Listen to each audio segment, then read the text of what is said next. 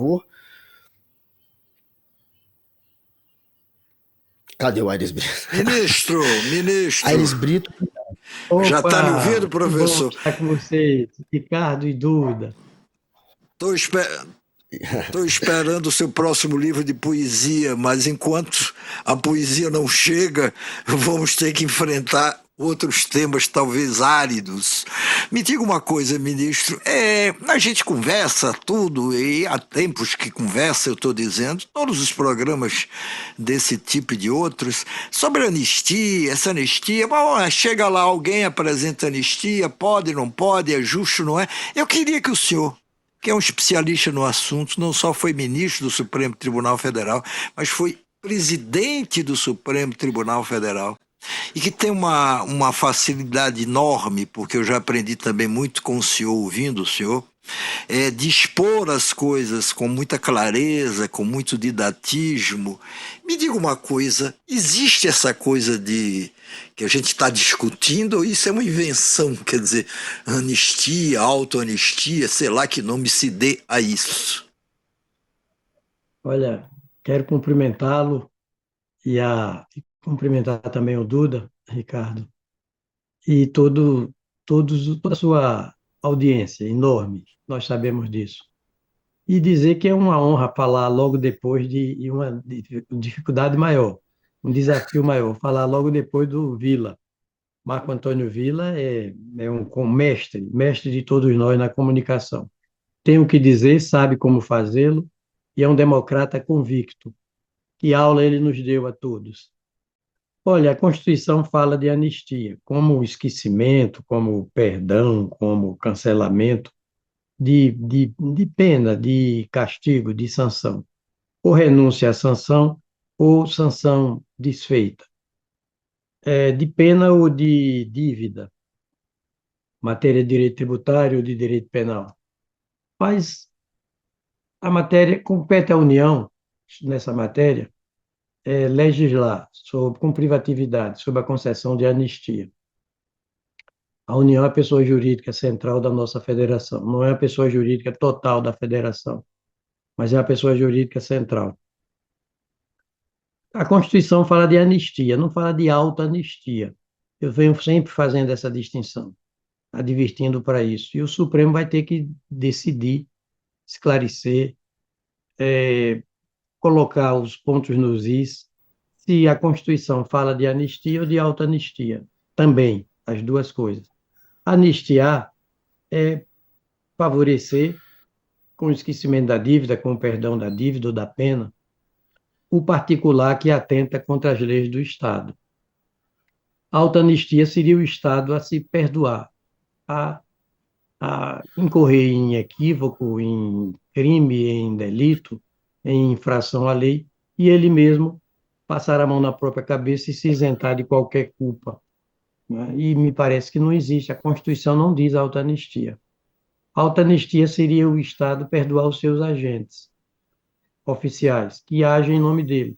O Estado, pessoa jurídica central pessoa jurídica da nossa federação, o Estado-União, o Estado membro da federação, o Estado Distrito Federal, o Estado Município, a pessoa estatal, enfim, se infringir a lei ou qualquer dos seus agentes, não pode ser anistiado, senão vai vingar no país, vai graçar no país, vai vigorar no país, vai vicejar no país a insegurança jurídica total.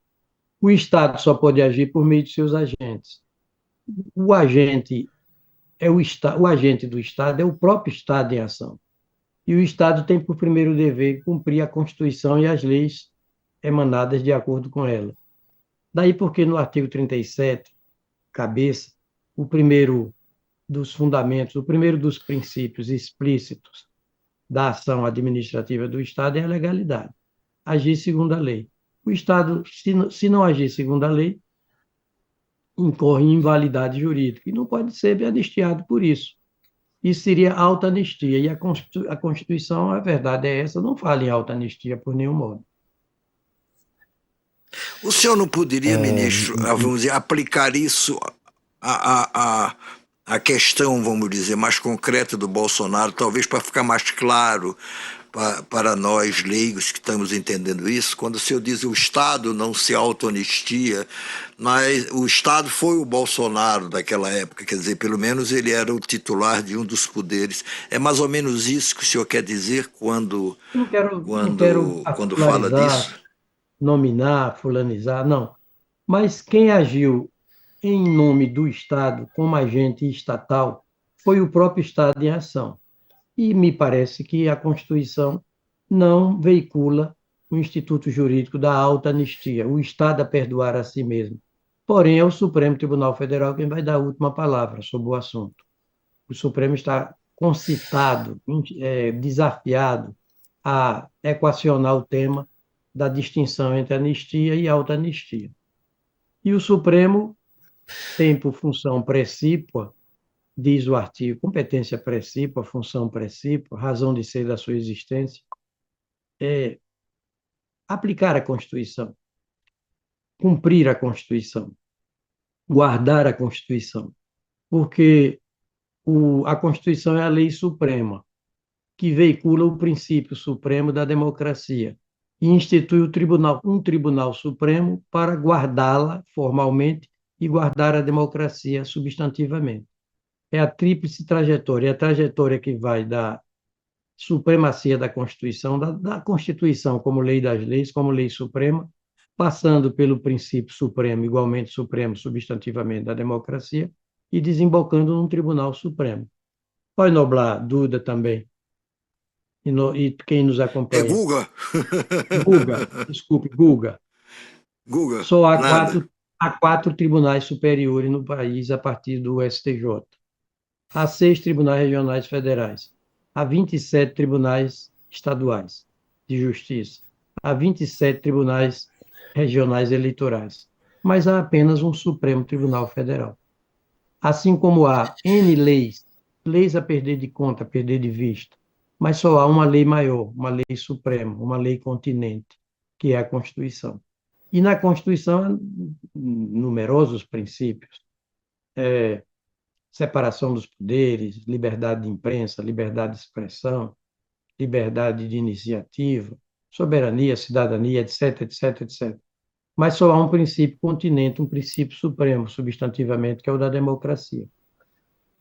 E os 3 se implicam: lei suprema, princípio supremo, tribunal supremo. Quem não pensa assim, não ordena o pensamento, viu, Duda? Agora acertei o nome. Não, errou, é Ministro. Guga. Errou de novo, Guga. É o Guga. Guga, Gustavo. Ministro, Gustavo, É eu não vou Gustavo. corrigir o Aires Brito. Eu olha, não vou é o corrigir o Aires Brito. O que eu quero saber é o seguinte, ministro. Essa lei, essa PL da anistia, como está sendo proposta, com a data que está sendo colocada, que retroage para 30 de outubro de 2022, antes, portanto, do dia 8 de janeiro de 2023, da maneira como está ali colocado, ela vai poder beneficiar também o Jair Bolsonaro, os militares, aqueles que estão sendo acusados do golpe, e parece ser uma PL desenhada com essa intenção? propósito é esse, mas conforme estamos colocando aqui para o seu público enorme, o Supremo Tribunal Federal dará a última palavra, porque todos devemos bater continência para a Constituição, principalmente os agentes públicos. Todos devemos bater continência para a Constituição, notadamente os agentes públicos e no âmbito dos agentes públicos militares, né? Antes de um soldado bater continência para um cabo, e um cabo para o sargento para um tenente, o tenente para o capitão para o tenente-coronel e assim avante, o tenente-coronel para o coronel para o general, todos devem bater continência para a Constituição, que é a lei das leis. É a única lei que o Estado não faz, na redação originária dela. Quem faz é a nação. E essa lei que o Estado não faz é a lei de todas as leis que o Estado faz. Ela é criatura de uma outra realidade, supraestatal, superior ao Estado, anterior ao Estado, que é a nação brasileira. No caso, uma linha imaginária, nação, um vínculo de ancestralidade, coetaneidade e posteridade ao mesmo tempo. A nação evoca a ideia de passado, presente e futuro de um povo soberano. É um povo soberano visto sob a perspectiva, o mesmo povo soberano visto sob a perspectiva da sua ancestralidade, da sua contemporaneidade e da sua posteridade. Daí Rui Barbosa dizer, magistralmente, nação é a família amplificada, que a família também é um vínculo, um elo, um link intertemporal entre ancestralidade, convenhamos, avós, coetaneidade, os pais, e posteridade, os filhos. E essa Constituição foi elaborada pela nação brasileira. Volto a dizer que é anterior ao Estado e superior ao Estado juridicamente, decisoriamente. É a única realidade, a nação, que pode normar sem ser normada. E o Estado norma, mas nos termos em que já foi normado pela nação via Constituição. Se não se souber disso, se não partir para essa conceitualidade, não se ordena o pensamento e não se vai dizer coisa com coisa.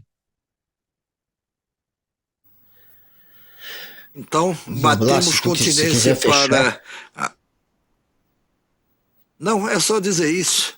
Então, ministro, vamos bater continência para a democracia, que é o que. Para a democracia substantivamente. E para a agora. Constituição formalmente. Exatamente.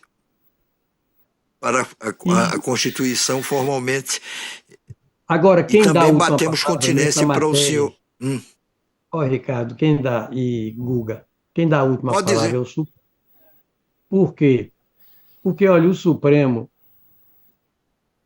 melhor dizendo, a Constituição não é a lei suprema do país, não é a lei suprema do país por ser guardada precipuamente, fundamentalmente, elementarmente, por um Supremo Tribunal Federal. A democracia não é o princípio supremo, substantivamente, por ser guardado por um Supremo Tribunal. O tribunal é que somente é supremo por guardar formalmente a democracia, aliás, a Constituição, e substantivamente a democracia. O título de Supremo do Supremo Tribunal Federal do país é derivado, não é originário. Ele se torna supremo na medida em que guarda fidedignamente a Constituição, como lei formal, lei mais alta, lei de todas as leis. A única lei que não tem número, que a nação só faz uma lei, por isso que não numera. Todas as leis têm número, menos a Constituição. Agora, como a Constituição não foi feita pelo Estado, o Estado numera tudo que ele faz, mas a Constituição não foi feita pelo Estado, foi feita pela nação. E a nação só faz uma lei, não tem sentido numerá-la. A Constituição é número único. Então, essa lei única fez da democracia, no preâmbulo da Constituição, na cabeça do artigo 1º, no artigo 5º, 44, no 23.1, no 130, no 127, 134, no título 5º dela mesma, essa lei das leis fez da democracia o princípio dos princípios e entregou a si mesma, formalmente, e a democracia substantivamente, aos cuidados de um único Tribunal Supremo, o Supremo Tribunal Federal. Muito obrigado, ministro.